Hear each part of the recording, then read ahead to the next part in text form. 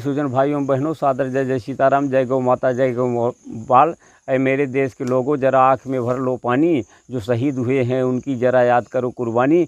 बंधुओं, हम शहीदों की कुर्बानी को याद करने के लिए 15 अगस्त 26 जनवरी शहीद दिवस और महापुरुषों के जन्मदिन को मनाते हैं, ताकि हम उनके जीवन को देखें और उनके जीवन चरित्र को अपने आचरण में उतार सकें। यही सच्ची कृतज्ञता है। लेकिन हम आज़ाद तथाकथित आज़ादी इतने साल भी ये सब मनाते रहे, प्रतिवर्ष मनाते रहते हैं, लेकिन हम कृतज्ञ हो गए हैं, उनके उलट काम कर रहे हैं। उन्होंने देश के लिए सर्वोपरि मानकर अपना परिवार छोड़ा, बाल बच्चे छोड़े, सुख सुविधा छोड़ा और जीवन बलिदान, शीश कटा दिया, लेकिन शीश झुकने नहीं दिया। और हम तथाकथित आज़ादी के बाद जो हमारा नारा था कि स्वदेशी आएगी, कुछ स्वदेशी नहीं, सिर्फ बदले हैं तो व्यक्ति बदले हैं, गोरे की जगह काले हो गए हैं। और तथा कुछ नेताओं को छोड़कर सारे नेताओं को, सारे गद्दार के गद्दार निकले और देश के धन को विदेश में ले जाके अयाची कर रहे हैं और कहते हैं राम राज्य आ गया है। अरे आप सोचिए कि ये देश इसीलिए उनके भी बाल बच्चे रहे होंगे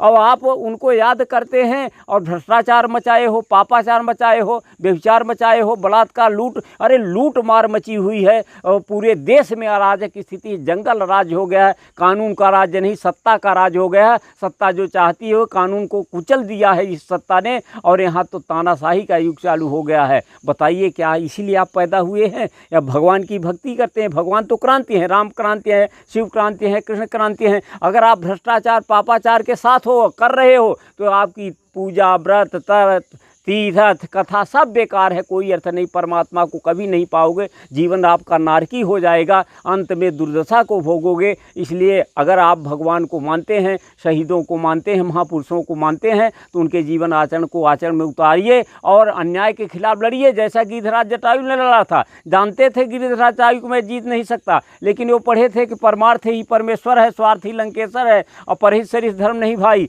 तो उन्होंने देखा धर्म ये है कि परमार्थ करो, हम हार हो चाहे जीत हो, लेकिन उन्होंने वो संघर्ष किए, अंत में भगवान को पाए, हार के भी जीत गए। ऐसा संघर्ष करिए। अरे 2 दिन की ज़िंदगी आए हो तो चले जाओगे, इसलिए साथ में कोई न जाएगा, न तन जाएगा, न धन, न जन, न पद, कुछ नहीं जाएगा, आपका किया कर्म जाएगा, वही धर्म है। इसलिए अपना कर्म सुधारिए, अन्याय का विरोध करिए, अनीति से बचिए, यही साधना है, यही योग है। आप योग कर रहे हैं, काहे का योग है? ये ढोंग है। अगर चोरी व्यभिचार झूठ बेईमानी में लगे हो तो इसका मतलब तुम योग नहीं हो, ढोंगी हो, धार्मिक नहीं हो, धर्मी हो। सादर जय जय सीताराम, जय गौ माता।